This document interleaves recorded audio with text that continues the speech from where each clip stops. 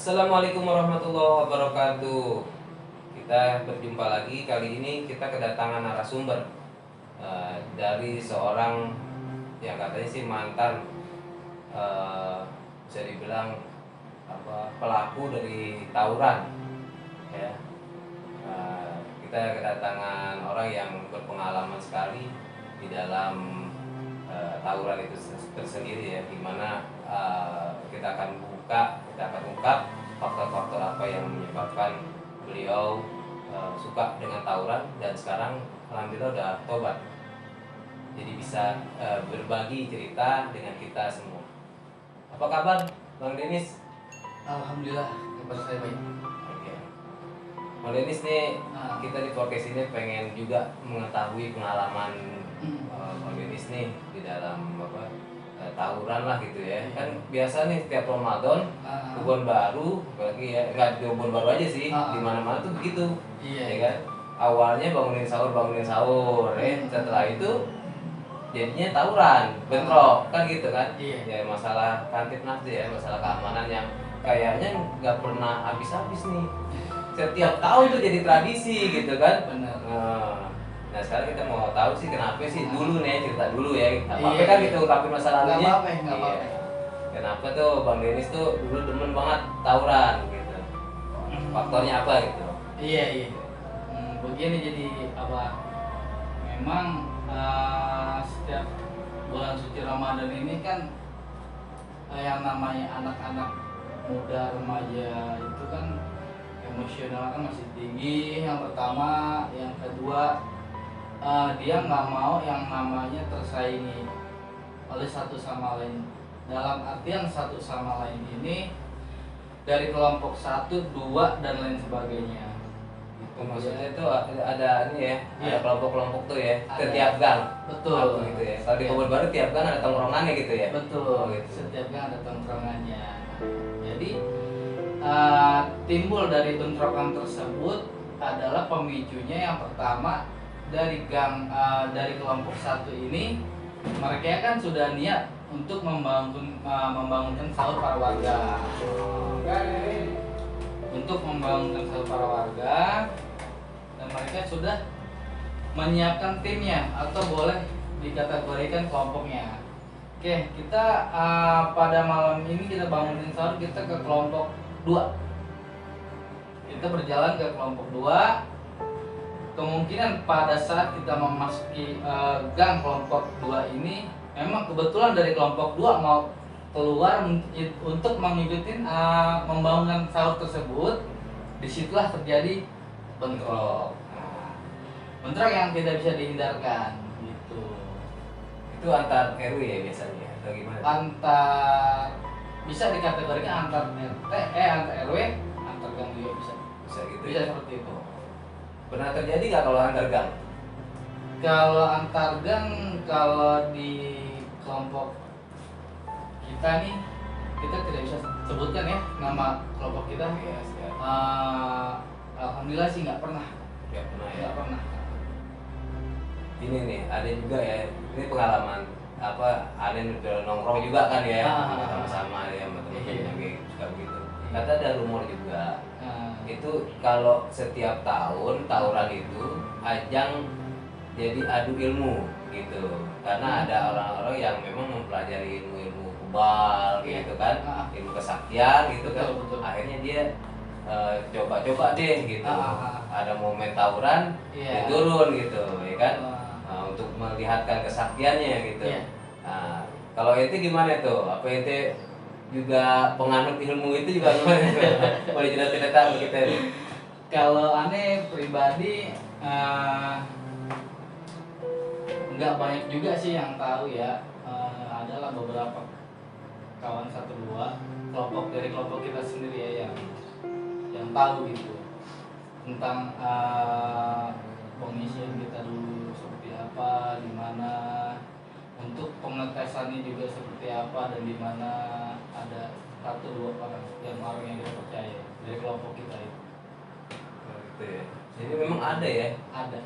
Ada. Jadi nggak ada tuh yang namanya nekat-nekat aja gitu? Nggak ada. Oh nggak ada ya. Tapi itu kan istilahnya pentolannya ya. Ya. Nah, pentolannya harus pegang itu ya. Enggak juga. Oh, enggak juga. Enggak juga itu umum. Boleh dikategorikan umum. Kenapa saya bilang umum? Itu dari anak umur 15-16 sudah bisa mempunyai ilmu kebal atau ilmu anti bacok. Oh, gitu. Seperti itu. Jadi ada faktor itu juga ya sebenarnya ya. Oh, Anda pikir tuh anak-anak itu cuma ikut-ikutan gitu. Anak-anak punya kan karena lihat ya sekarang SD. Iya. Apalagi masih kecil itu SD SMP kan gitu ya. Ya mungkin dia punya pentolannya nih. Kayak kalau misalnya dulu kayak ente gitu kan, yang punya ilmu itu akhirnya mereka ngikut-ngikut aja kayak gitu-gitu. Apa itu terbawa juga sama seperti itu atau enggak gitu? Dari kalau dilihat sih memang faktor ikut-ikutan aja sih. Banyak juga ya faktor ikut-ikutan gitu ya. Ikut-ikutan aja untuk ngeramein dan sekaligus ingin mengetes keberanian dirinya sendiri. Sampai di mana sih keberanian gue gitu.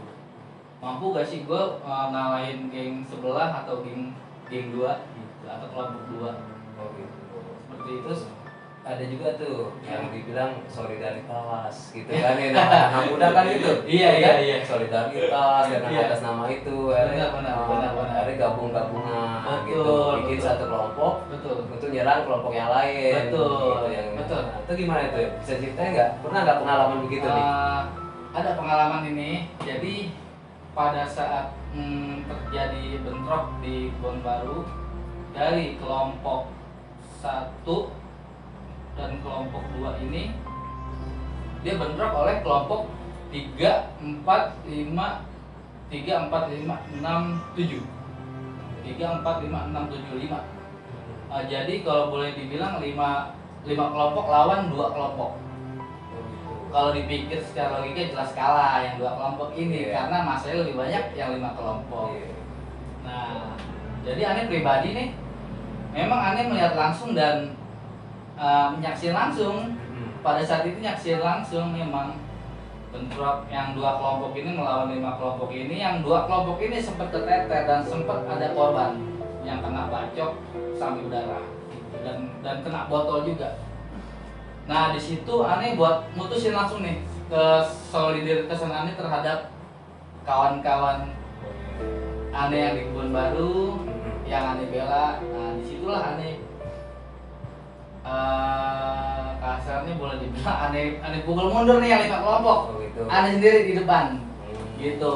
Aneh sendiri di depan, jarak kurang lebih hampir 20 meter dari yang 2 kelompok ini.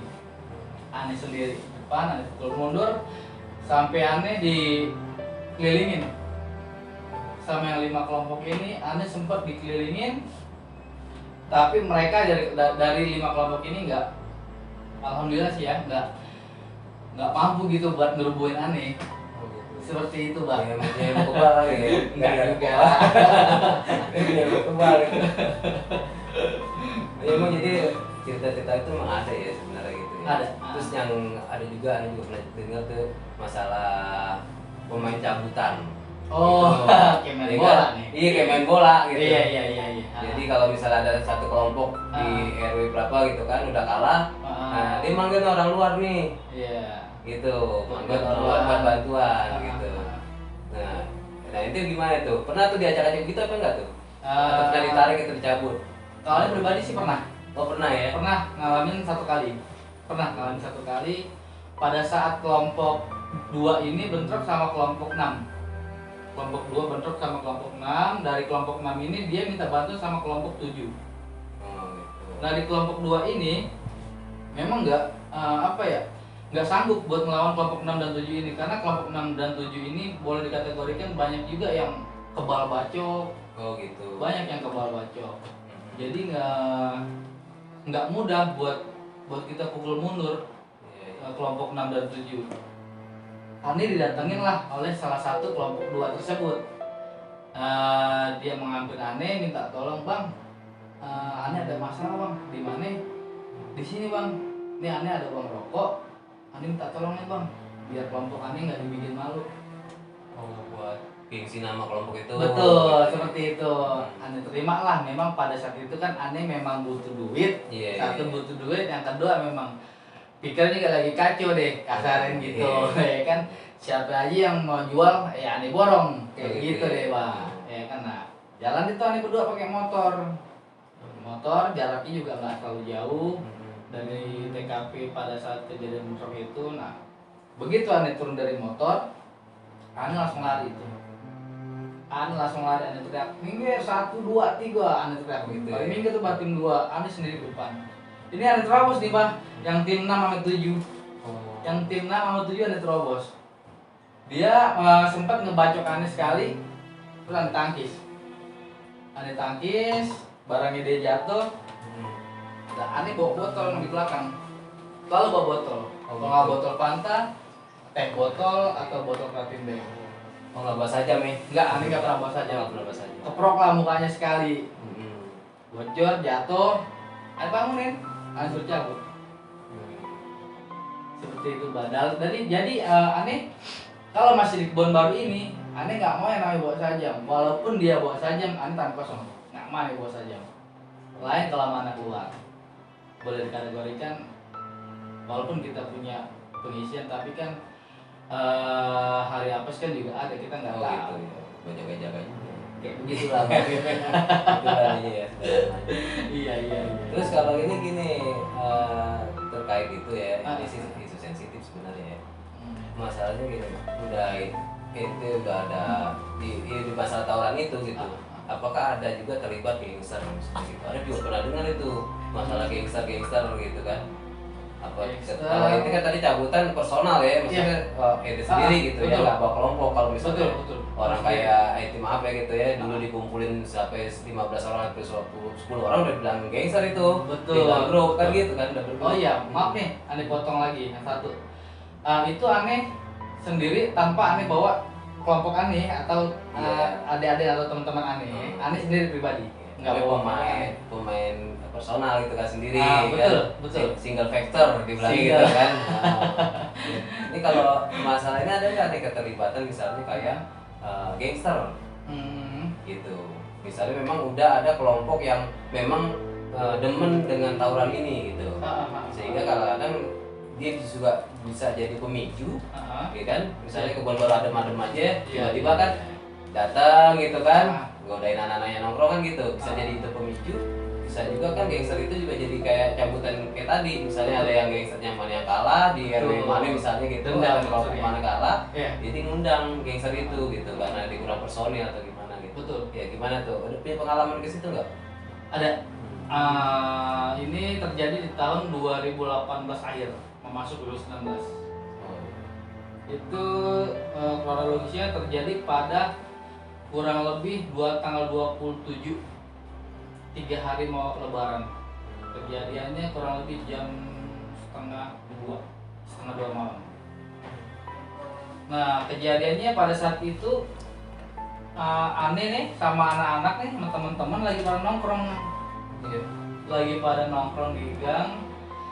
Kurang lebih adalah hampir 9 atau 10 orang teman-teman Ane. Emang tuh Ane nongkrong dari jam 9 malam. Nongkrong dari jam 9 malam sama teman-teman. Memang pada saat itu pikiran lagi kacau, lagi kalut, dan yang lain juga sama teman-teman.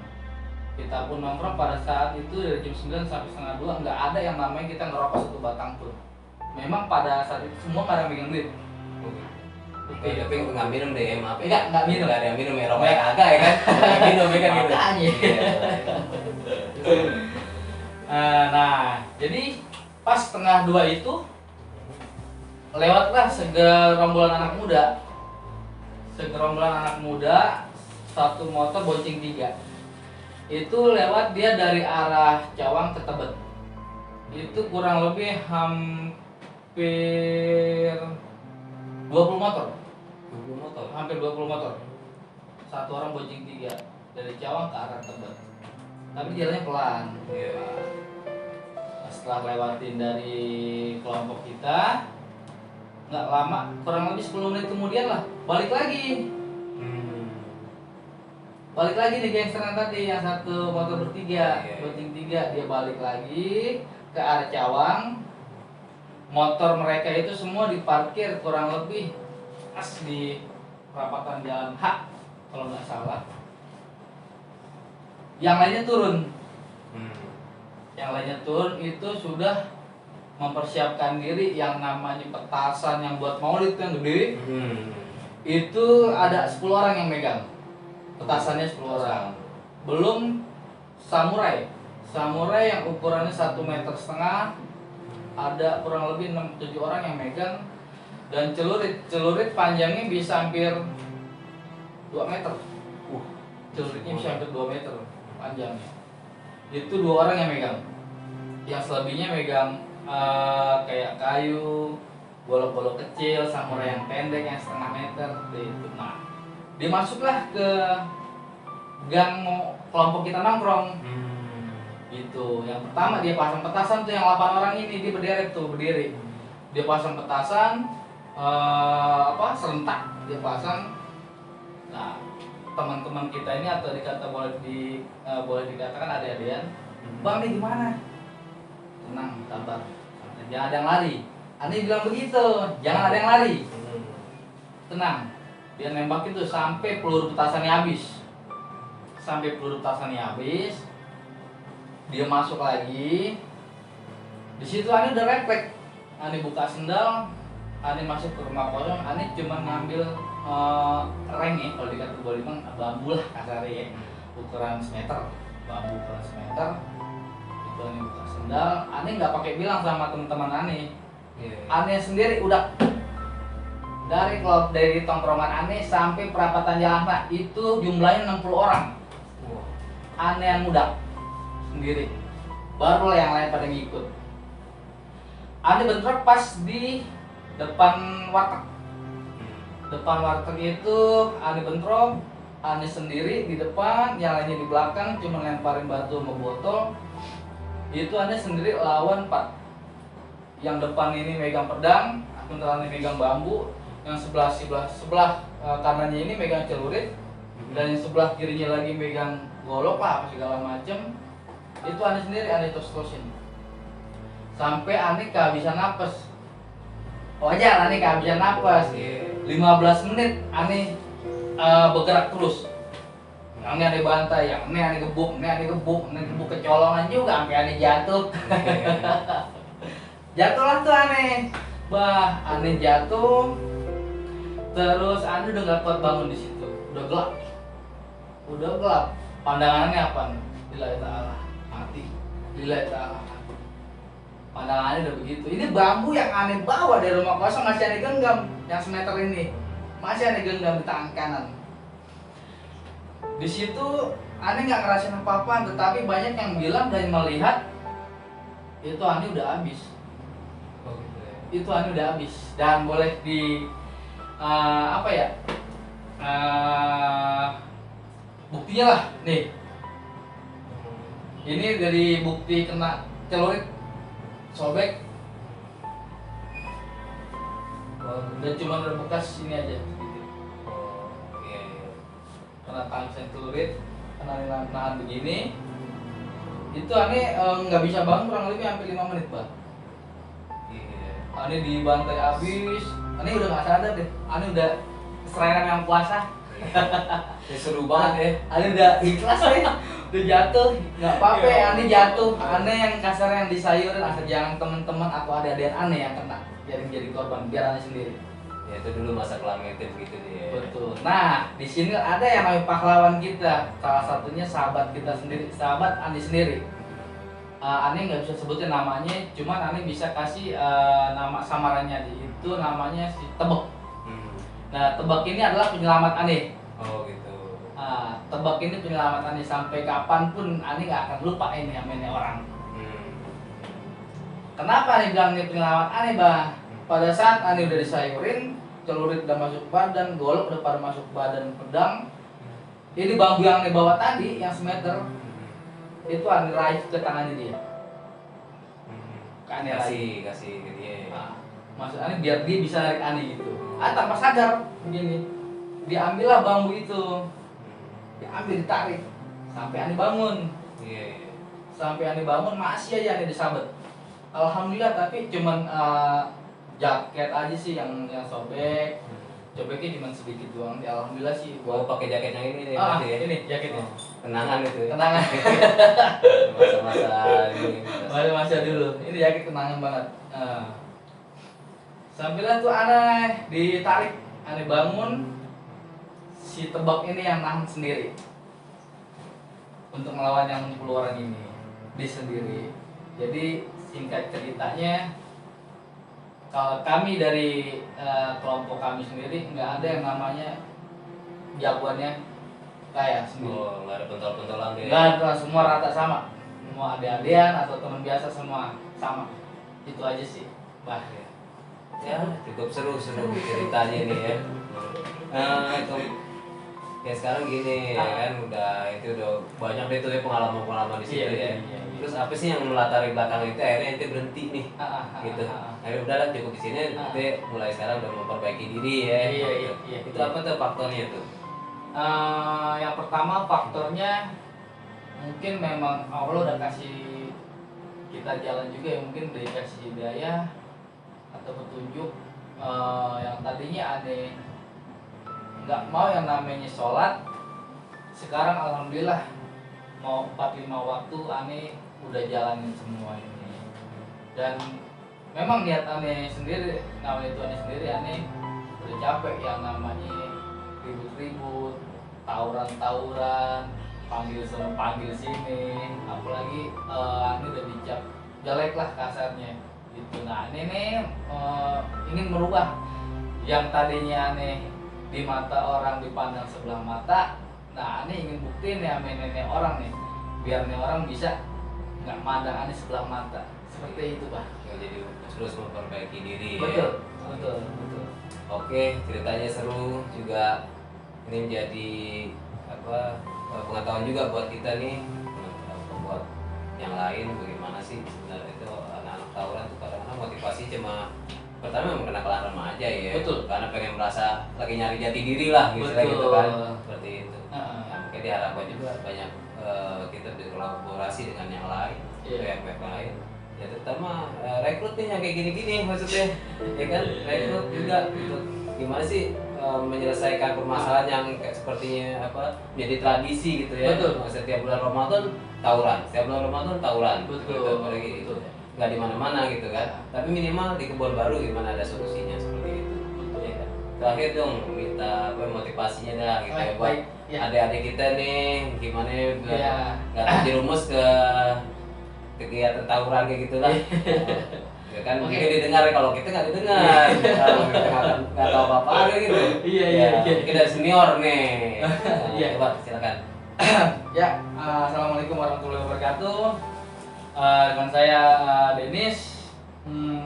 Salam untuk semua kawan-kawan di Kebon Baru, terutama anak-anak muda, remaja, dan yang tua-tuanya, abang-abang juga, yang nggak bisa saya sebutkan namanya satu persatu, tapi tidak mengurangi rasa hormat saya. Pesan saya untuk anak Kebon Baru, salam sejahtera, sehat selalu, tidak ada lagi yang namanya bentrok. Kami terima kasih sudah menonton. Terima kasih ini sudah hadir di podcast kami. Sama-sama. Satu kebanggaan buat kami bisa mewawancara Bang ini sehingga bisa tersalurkan apa yang sudah menjadi pengalamannya. Itu aja dari saya. Wabillahi taufiq wal hidayah. Assalamualaikum warahmatullahi wabarakatuh.